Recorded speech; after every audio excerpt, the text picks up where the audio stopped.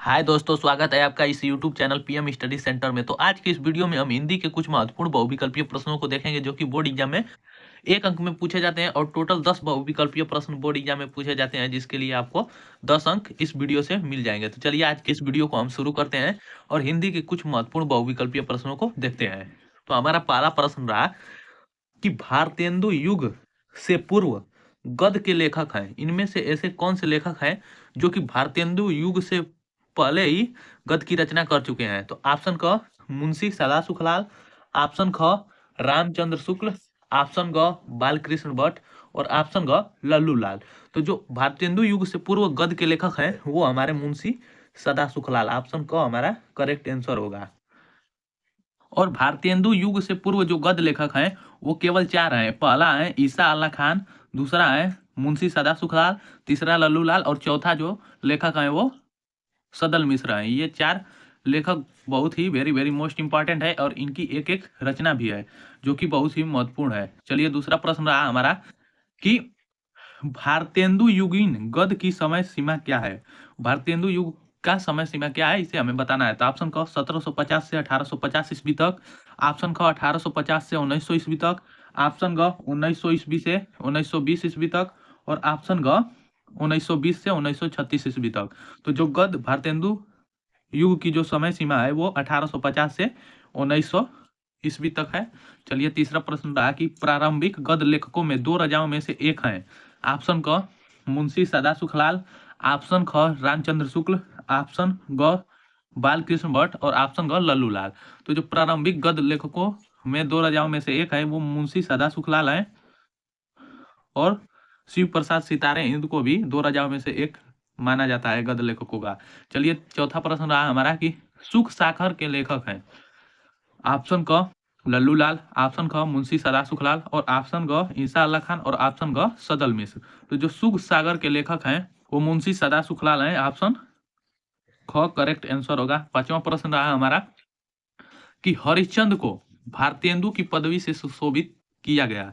किस वर्ष में हरिश्चंद्र को भारतेंदु की पदवी से सुशोभित किया गया जिसे कि इन्हें भारतेंदु हरिश्चंद्र नाम दे दिया गया? तो ऑप्शन क 1860 ईस्वी में, ऑप्शन ख 1865 ईस्वी में, ऑप्शन ग 1875 ईस्वी में और ऑप्शन ग 1880 ईस्वी में। तो इन्हें जो भारतेंदु की पदवी मिली थी वो 1880 ईस्वी में मिली थी, अतः हमारा ऑप्शन ग करेक्ट आंसर होगा। चलिए अगला प्रश्न रहा कि शिव प्रसाद सितारे हिंद किस युग के लेखक हैं? ऑप्शन क भारतेंदु पूर्व युग के, ऑप्शन ख भारतेंदु युग के, ऑप्शन ग शिव द्विवेदी युग के और ऑप्शन ग छायावादोत्तर युग के। तो शिव प्रसाद सितारे हिंद जो है हमारे भारतेंदु पूर्व युग के लेखक हैं। जैसा कि मैं ऊपर भी बताया हूँ कि 4 लेखक हैं जो कि लल्लू लाल, मुंशी सदासुखलाल, ईसा अल्लाह खान और सदल मिश्र तथा शिव प्रसाद सितारे हिंद को भी भारतेंदु युग से पूर्व के लेखकों में जाना जाता है। चलिए अगला प्रश्न देखते हैं कि नासिक केतुपाख्यान के लेखक हैं। ऑप्शन क ईसा अल्लाह खान, ऑप्शन ख सदल मिश्र, ऑप्शन ग प्रताप नारायण मिश्र, ऑप्शन घ काशीनाथ खत्री। तो नासिक केतुपाख्यान के जो लेखक हैं वो हमारे सदल मिश्र जी हैं, तो ऑप्शन ख हमारा करेक्ट आंसर होगा। चलिए अगले प्रश्न को देखते हैं और यह question very very most important है क्योंकि यह बोर्ड एग्जाम में अधिक बार पूछा जा चुका है, इसे जरूर तैयार कीजिए बोर्ड एग्जाम की दृष्टि से। चलिए अगला प्रश्न रहा हमारा 8वां प्रश्न रहा कि निम्नलिखित में से किस रचना के लेखक गोसाई गोकुलनाथ है? ऑप्शन क श्रृंगार रस मंडन, ऑप्शन क 84 वैष्णवन की वार्ता, ऑप्शन ग अष्टयाम और ऑप्शन ग पद्म पुराण। तो जो गोसाई गोकुलनाथ जी हैं लेखक वो हमारे 84 वैष्णवों की वार्ता के लेखक हैं, तो ऑप्शन ख करेक्ट आंसर होगा।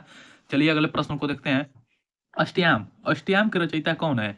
ऑप्शन क गोकुलनाथ, ऑप्शन ख बल्भाचार्य, ऑप्शन ग नाभादास और ऑप्शन ग तुलसीदास। तो जो अष्टयाम के रचयिता हैं वो नाभादास जी हैं, ऑप्शन ग हमारा करेक्ट आंसर होगा। अगला प्रश्न रहा 10 नंबर, यह भी मोस्ट इंपॉर्टेंट क्वेश्चन है कि श्रृंगार रस मंडन के लेखक हैं। ऑप्शन क भारतेंदु हरिश्चंद्र, ऑप्शन ख महादेवी वर्मा, ऑप्शन ग गोसाई विठलनाथ और ऑप्शन ग राधाचरण गोस्वामी। तो श्रृंगार रस मंडन के जो लेखक हैं वो गोस्वाई विठलनाथ जी हैं, ऑप्शन ग हमारा करेक्ट आंसर होगा। चलिए अगले प्रश्न को देखते हैं कि हिंदी साहित्य के आदिकाल के लिए सिद्ध सामंत काल नाम दिया है। आदिकाल को सिद्ध सामंत काल नाम किसने दिया है?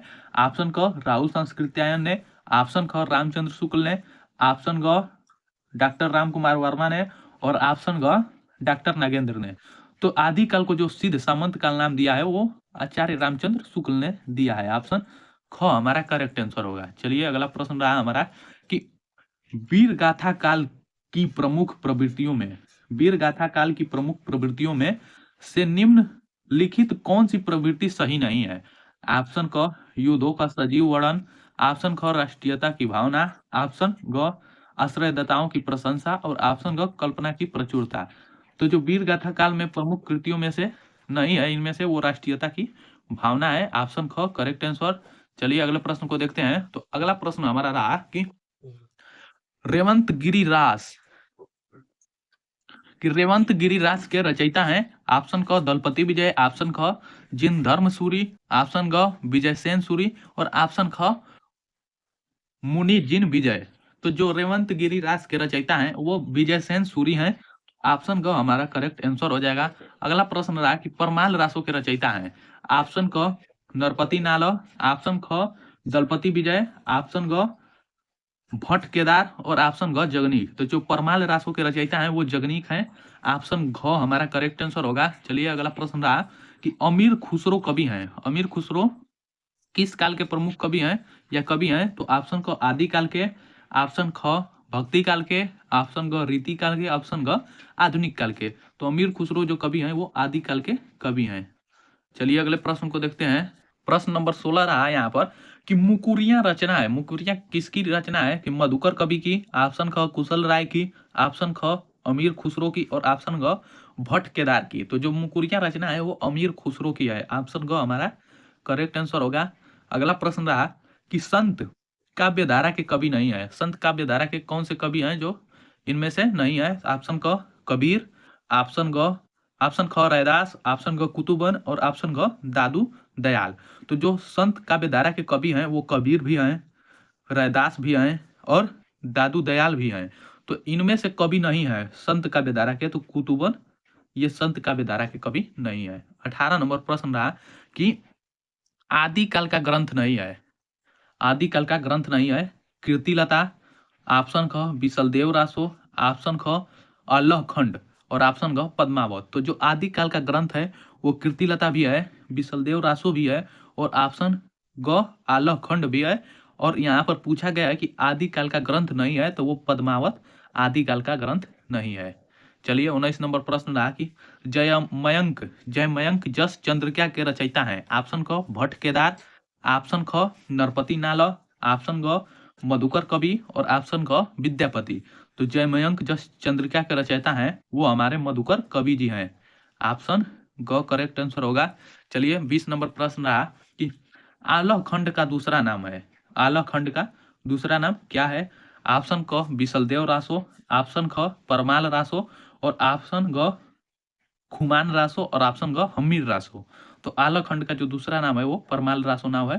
तो ऑप्शन ख करेक्ट आंसर होगा। चलिए आज के वीडियो में बस इतने ही प्रश्नों को देखेंगे और ये थे 20 वेरी वेरी मोस्ट इंपॉर्टेंट बहुविकल्पीय प्रश्न जो कि बोर्ड एग्जाम में पूछे जा चुके हैं और इनमें से कुछ प्रश्न आपके इस वर्ष के बोर्ड एग्जाम में जरूर आएंगे। तो आज के वीडियो में बस इतना ही और यदि वीडियो पसंद आई हो तो इसे ज़्यादा से ज़्यादा लाइक शेयर और चैनल को सब्सक्राइब करना ना भूलें और वीडियो को पूरे लास्ट तक देखने के लिए बहुत बहुत धन्यवाद।